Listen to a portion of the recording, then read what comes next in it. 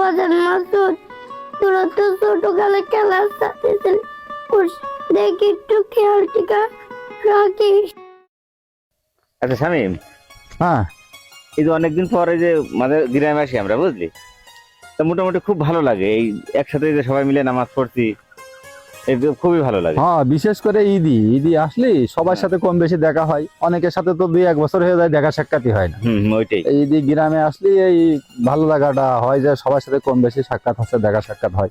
তারপরে মনে কর নিজের বাপ মা ভাই বোন অনেক বন্ধু টন্ধু আছে, সবার সাথেই তো দেখা হয়, তাই না? হ্যাঁ হ্যাঁ হ্যাঁ, এইটা একটা ভালো লাগার মতোই বিষয়। কি রে রিপন? আরে দোস্ত তুই? হ্যাঁ, তুই উদা আসে, তুই কোন যাচ্ছিস? এই তো একটু সামনের দিকে যাচ্ছিলাম। কেমন আছিস? তোর কথাই ভাবছিলাম, কতদিন তোর সাথে দেখা হয় না। সবাই ভালোই আছিস? হ্যাঁ, আল্লাহ খুব ভালো লেগেছে। ঈদের মুলাকাত হইলো না দোস্ত? আয় আয় আয়, কতদিন পরে তোর সঙ্গে দেখা হইলো। এই কাকির কি খবর? কাকির শরীর অবস্থা ভালো আছে? মার কথা আর বলিস না রে, মার শরীরটা ইদানিং আর ভালো নেই, অসুস্থতা থেকেই যায়। ঈদের 2 দিন আগেও হাসপাতালেতে নিয়ে আসলাম। তাই? আছে, এখন বাড়ি বসে আছে। একটা জিনিস কি জানিস দোস্ত, ছোটবেলার কত স্মৃতি তোদের বাড়ির সাথে, তোর মার সাথে আমাদের রয়েছে। তোর মাঝে কত জ্বালানো জ্বালাইছি, তা কোনোদিন আমাদের পারে একটু রাগও করিনি।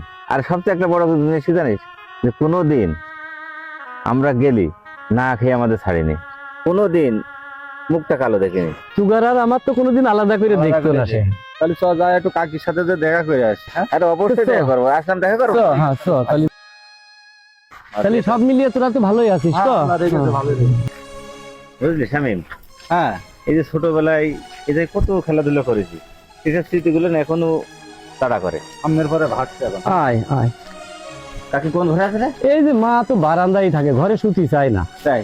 বারান্দায় শুয়ে দিই। হ্যাঁ, বারান্দায় থাকে। আয়, ডাক দিন কাকি, ডাক। ও মা, মা এই যে বাজান, দেখো কারা আইছে। কারে এসে বাজান? ওই যে শামীম আর মাসুদ আইছে। ওই আল্লাহ কতদিন দেখি না বাজান। হ্যাঁ, ঘুরে বসো। ও মা, এই যে মাসুদ আর শামীম আইছে। ও কাকি, আমার চিনতে পারছো না? আজ চিনতে পারিনি রে বাজান, এখন আর চোখে মুক্তি ভালো দেখি না রে বাজান। ও বাজান, তা তোরা ভালোই আছিস? চাচি, আল্লাহ আমাকে খুব ভালো রেখেছে। ও বাজান দীপন, এই যে মা, তা তুই বসে রয়েছিস কেন? ওরা কতদিন পরে রোজা খাচ্ছে টিকা। যাচ্ছি মা, আমি যাচ্ছি। আচ্ছা হচ্ছে, তোরা বয়, মার সঙ্গে কথা কও, আমি খাওয়া দাওয়ার ব্যবস্থা করি। আরে না না পাগল, তোর এখন খাওয়া দাওয়ার ব্যবস্থা করার দরকার নেই। এই কাকির সাথে একটু গল্প করে ভালো লাগবে। আরে না হচ্ছে, এতদিন পরে আইছিস, একটু গালে না দিয়ে যাওয়া, তোরা বয়। আচ্ছা, না গেলে হইতো না রিপন। না, না। ও বাজান, তোরা তো ভালোই আছিস। আমার ওই রিপনটা অভাবের মধ্যে চলে, কি করবো বাজান? আমার তো আর কিছু করার নেই।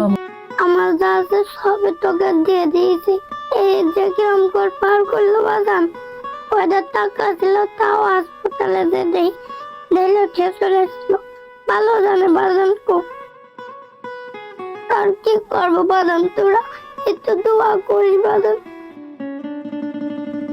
ও বাজান মাসুদ, তোরা তো ছোটকালে খেলার সাথে ছিলি, দেখি একটু খেয়াল টিকা রাখিস। আমি আর কয়দিনই বা থাকবো। ও মাসুদ, হ্যাঁ রিপন, এই আয়, এই ঘরে আয়, এসে খাওয়া দাওয়া করি। আচ্ছা দাঁড়া আসছি। কাকি, তাহলে এখানে একটু বসে থাকো, আমরা একটু খাওয়া দাওয়া করে আসি। আচ্ছা।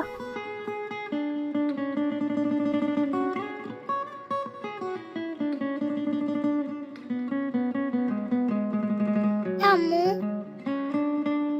সকলে গরুর গোস কিনেছে, আমাকে গরুর গোস কিনবে না? এবং সুপ্পা সুপ্পা তো টাকারাই এসে শুনে ফেলাই দিবে না।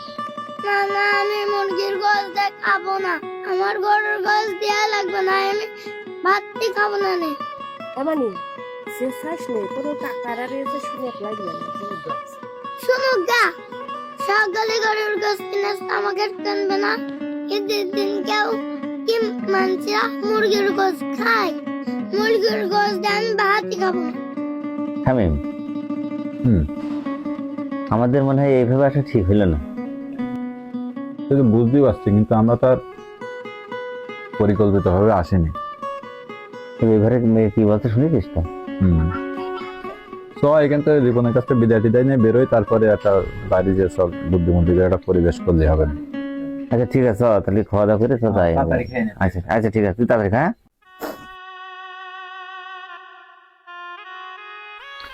হ্যাঁ? রিপন, হ্যাঁ, তাহলে গামছাটা যে গামছা দে আমার কাছে। আচ্ছা নে।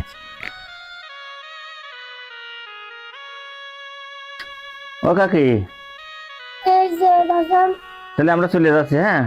আজকে থাকলে ভালো হতো না? না কাকি, আর একদিন এসে থাকবা না, ঠিক আছে? আচ্ছা বাজান, আচ্ছা কাকি, তাহলে থাকো, গেলাম, হ্যাঁ?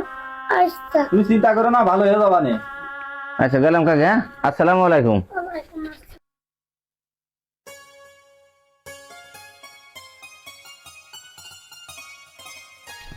তাহলে আবার আসেন, হ্যাঁ? আচ্ছা তাহলে আবার আসিস কি? আচ্ছা ঠিক আছে।